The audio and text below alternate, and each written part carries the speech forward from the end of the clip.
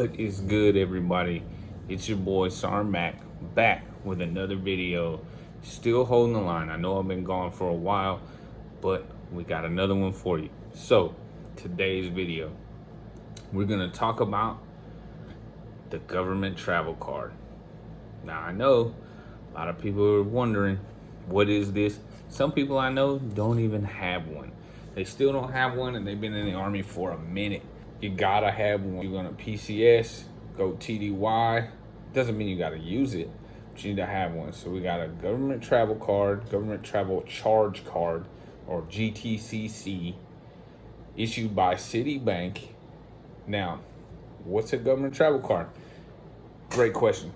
Now, so a government travel card basically gives you a limit that allows you to make certain purchases while you are either on temporary duty for training or you are in a permanent change of station status. What that allows you to do is purchase gas, purchase food, pay for a hotel stay. We'll get a little more into that later on in the video.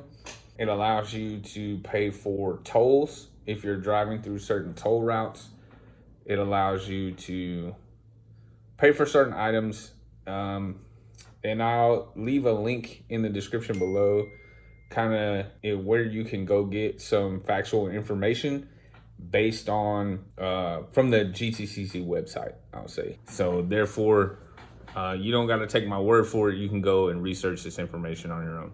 What I will say though is to be careful with the card in and of itself. And what I mean is be careful is most of these cards start out with a $4,000 limit.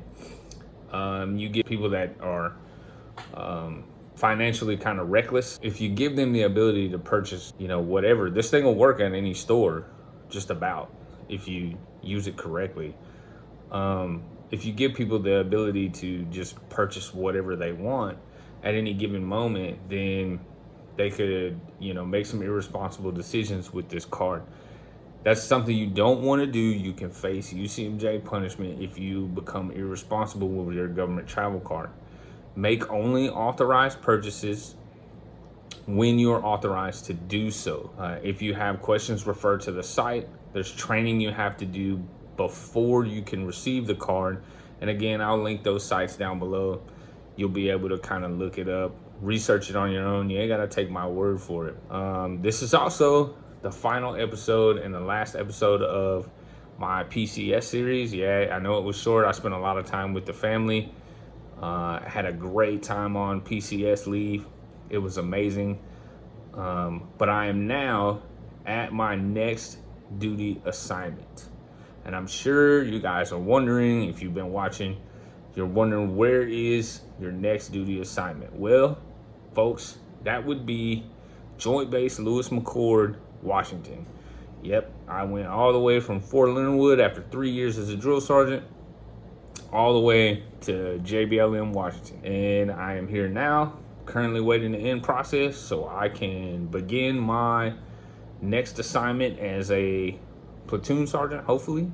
So if you're at JBLM and you're in the 504th, then I may be your platoon sergeant eventually. Who knows? Is what it is. Back to the government travel card. Hey, I've seen people do some silly stuff with this government travel card.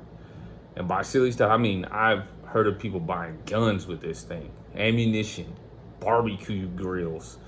Like, all that stuff is unauthorized purchases.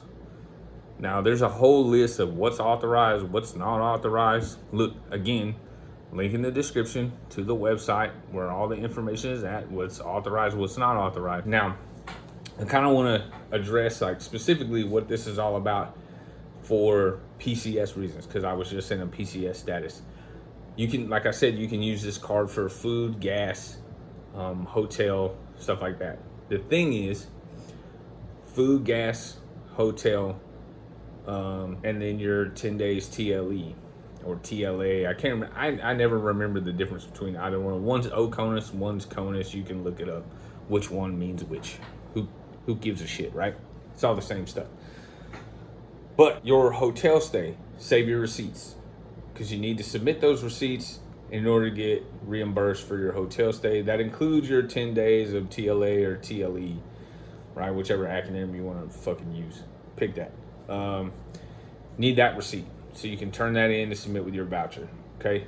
You do not need to submit gas receipts or food receipts. Based on your orders and the number of people on your orders and the distance you have to travel, you receive per diem and a mileage rate. Your mileage rate, I don't know what it is right now. I'd have to look it up or call finance or whatever. Usually when you get to your gaining installation, they'll tell you how many cents per mile or whatever they would pay you right now. But they do pay you a mileage rate, and they do pay you so much per day for you and each family member. That's your spouse and each subsequent child after that are listed on your orders. They must be listed on your orders.